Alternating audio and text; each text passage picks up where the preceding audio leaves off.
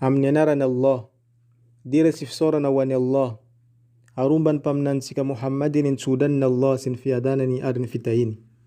Ary ihany koa homany ireo fianakavian'ny mpaminanintsika sy ireo mpiaradiany tsy ankanavaka. Faly miarabana ireo mpieno aho amin'ny fiarabana masina manao hoe Assalamu alaikum wa rahmatullahi wa barakatuh. Ripino ajaina, efa nitombotra ny volana masina Ramadan. Efa andro vitsivitsy sisa dia higadona izy, ka tokony hiomana amin'izany isika. Ripino ajaina, io fiomanana lehibe indrindra dia ny famerenana mitadidy ireo lalàna mikasika ny fifehezana. Koa andao ary iarahantsika mamerina mitadidy izany.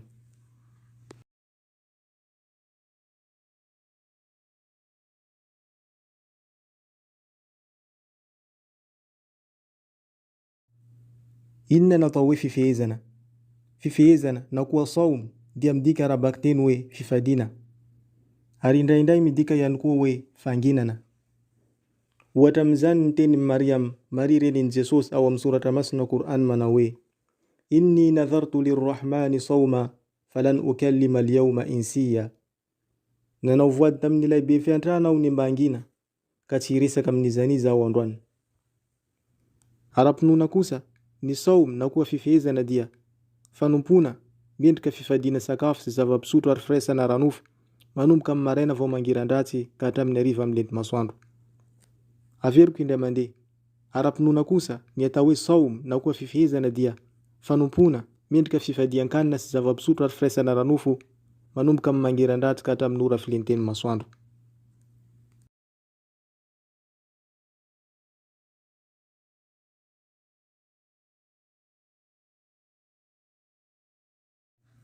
Lesona manaraka, andro ijoroan'ny fifehezana. Mijoro amin'ny andro roa ny fifehezana, dia ny fikasana madio sy ny fifadiana. Ny tiana ho lazaina amin'ny fikasana madio dia fanaovana asa fanompona noho ny antony Allah, fa tsy noho ny hoe amin'izay ho derain'olona sy ho toloran'ny fanomezana. Ary ny tiana ho lazaina amin'ny fifadiana kosa dia fifadiana sakafo sy zava-pisotro ary firaisana ranofo. Raha vao banga ny iray amin'ireo andro roa ireo dia tsy ankasitrana Allah ny fifehezana izay atao. Ny olona nanao fifehezana nefa tsy madio ny fikasany dia tsy ankasitrana Allah. Ny olona nanao fifehezana ka nifady hanina fotsiny fa tsy nifady zava-pisotro dia tsy ankasitrana Allah ihany koa. Fanamarina, nia na koa fikasana dia tsy tena avoaka ny vava, fa fitetena petraka ao am-po sy ao an-tsaina maneritreritra. Ny tiana ho lazaina dia hoe ny fanaovana tsenjery raiki-po toy ny hoe nawaitu an asuma ghadan dia tsy tokony atao, satria tsy ary nataon'ny mpaminanintsika ary tsy ary nataon'ireo sahaba. Fanamarina faharoa, ny fikasana nao fifehezana voadidy dia tsy maintsy apetraka ao am-po alohan'ny maraina vao mangeran-dratsy. Ny fikasana nao fifehezana tsy voadidy kosa dia tsy voatery apetraka ao am-po alohan'ny maraina vao mangeran-dratsy, afaka atao amin'ny atoandro.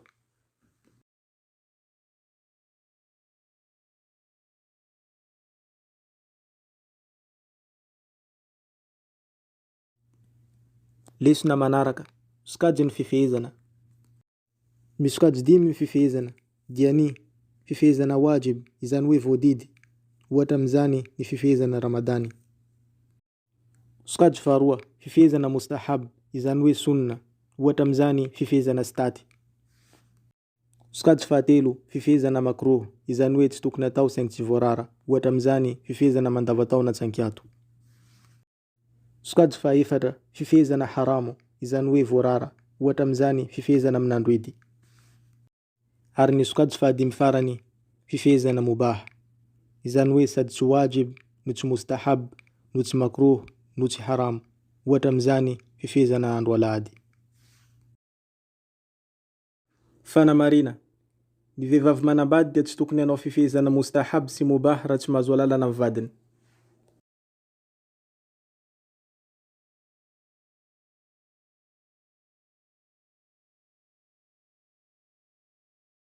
Lisna manaraka. Huyi Allah awam surat ramasna Qur'an. يا أيها الذين آمنوا كتب عليكم الصيام كما كتب على الذين من قبلكم لعلكم تتقون. Ripino, vodidy ho anareo ny fifehezana tahaka ny nandidina izany tamin'ireo vahoaka taloha anareo, mba hahatonga anareo vodim-pinoana. Kutiba alaykumus siyam, vodidy ho anareo ny fifehezana. Fifehezana Ramadan, vodidy ho aniza. Ny fifehezana Ramadan dia vodidy ho an'ny mpino silamo amin'ny taona salama vatana aman-tsaina an-tanàna fa tsy amin'ny voyage. Ny zaza tsy amin'ny taona dia tsy hondidina hanao Ramadany. Tahaka izany ihany koa ny olona marary sy ny olona very saina ary ny olona en voyage. Fanamarina. Afaka manao Ramadan ny olona marary raha toa ka tsy manahirana azy izany. Tahaka izany ihany koa ny vehivavy bevoka sy ny be antitra. Fanamarina faharoa. Miatao amin'ny fifehezana ny vehivavy rehefa tonga ny fadimbolany sy ny fadim-piterany. Fanamarina fahatelo. Ny Ramadan tsy vita dia trosa ka tsy maintsy efana amin'ny andro hafa. Fanamarina fahaefatra. Ny be antitra izay tsy afaka manao Ramadan intsony dia mampisakafo mahantra iray isan'andro mandra-pahatamperan'ny volana Ramadan. Tahaka izany ihany koa ny marary tsy antenana ho sitrana.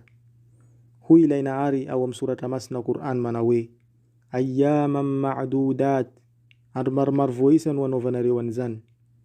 Faman kana minkum maridan aw ala safarin fa'iddatun min ayyamin ukhar. Koa raha misy aminareo marary na en voyage ka tsy mahavita mifehy dia tsy maintsy manondratra izany amin'ny andro hafa izay mitovy isa aminy. Wa ala alladhina yutiqunahu fidyatun ta'amu miskin. Ary ho an'ireo izay tsy afaka manantanteraka izany kosa noho ny antony tsy azo anoharana dia mampisakafo mahantra iray.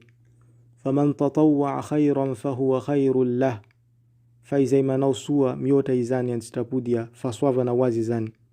Wa an tasumu khayrun lakum in kuntum ta'lamun. Ny fifehezana no tsara ho anareo raha mba fantatrareo.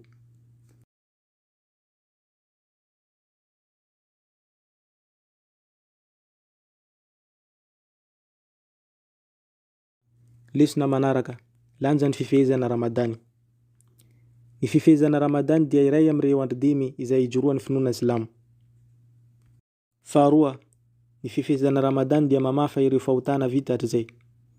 Hoy mpaminany sallallahu alayhi wa sallam, man sama Ramadanan imanan wa ihtisaban ghufira lahu ma taqaddama min dhanbih. Izay mifehy Ramadany amin'ny mpinoana sy amambanantenana valisoa avy amin'ny Allah dia voafafa ireo fahotana izay vita natrizay.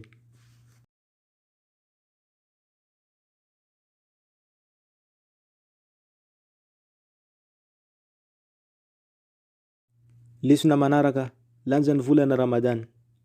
Ny volana Ramadan dia volana nidinan'ny boky masina Qur'an teto an-tany. Hoy Allah, shahru Ramadan alladhi unzila fihi al-Qur'an. Volana Ramadan no nidinan'ny Qur'an. Faharoa, amin'ny folo faran'ny Ramadan dia misy alina tsara mihoatra ny arivo volana, izay antsoina hoe alim-boninahitra na koa Laylatul Qadr. Qadr voninahitra fa tsy qadar lahatra. Alim-boninahitra fa tsy alin'ny lahatra. Laylatul Qadr fa tsy Laylatul Qadar. Fahatelo, ny umra tao amin'ny volana Ramadan dia mitovy lanja amin'ny haji. Hoy mpaminany sallallahu alayhi wa sallam, fa inna umratan fihi ta'dilu hajja. Ny umra tao mandritra ny volana io dia mitovy lanja amin'ny haji.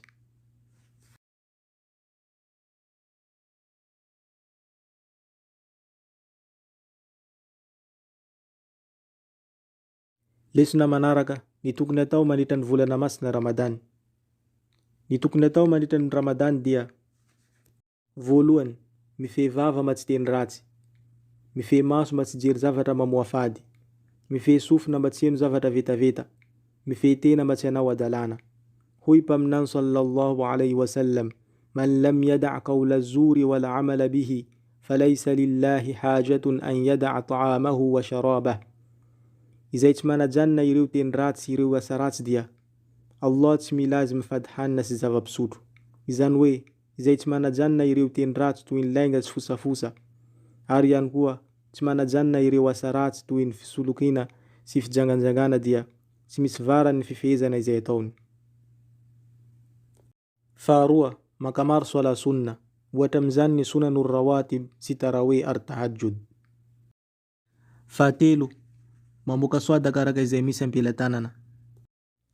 Fahaefatra, mamaky Qur'an imbetsaka na koa mihaino Qur'an imbetsaka. Maro amin'ireo manam-pahaizantsika no manamafy fa ny hasoavana azon'olona mpihaino Qur'an dia mitovy amin'ny hasoavana azon'olona mpamaky Qur'an. Anisan'ireo manam-pahaizana manamafy izany Sheikh Ibn Baz izay muftiny Arabia Saoudite fahiny sy i Dr. Ali Juma izay muftiny Egypta fahiny. Fahadimy, makamaro dua sy tasbih ary istighfar. Fahenina, manao itikaf raha manam-potoana. Fahafito, manao umra raha manana ny enti-manana. Fahavalo, minana dako alohan'ny maraina vao mankiran-dratsy. Fahasivy, misarombaka mama Ramadan rehefa maheno adhan maghrib. Araka indrisy rano no tena tsara manana fifehezana.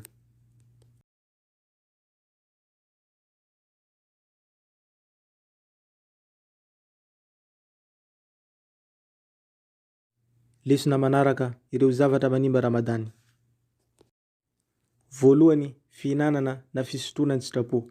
Tsy manimba kosa raha sendra manadino ka tafihinana na tafisotro.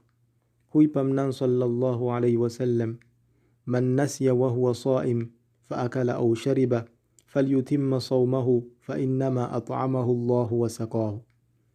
Izay olona nanao fifehezana ka tafihinana na tafisotro noho ny fanadinona dia aoka izy hanohy ny fifehezany fa Allah no nampisakafo azy sy nampisotro azy.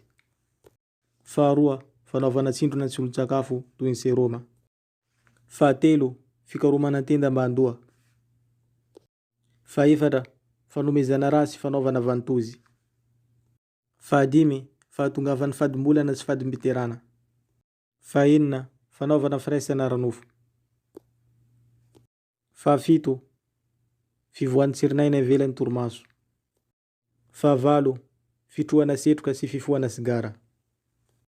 Fanamarina, ny mpino Islam manao firaisana ranofo amin'ny atoandron'ny Ramadan dia tsy maintsy mifehy 2 volana mifanesy na koa manome sakafo mahatra 80. Fanamarina faharoa, ny fifohana sigara dia tsy ankasitrahany finoana Silamo ka ho anam-pifoka miezah miala amin'izany.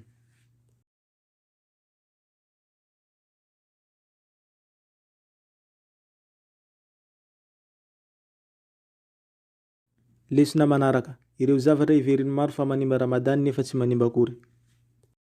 Voalohany, fitelemandrora. Faharoa, fampiasana mosoaky sy famosia nify. Fahatelo, fampiasana kolira sy godin-tsery ary godin-tsofina. Fahaefatra, fanaovana vaksiny. Izay no mamarana ny lesona antsika anio. Wa akhir da'wana anil hamdulillahi rabbil alamin.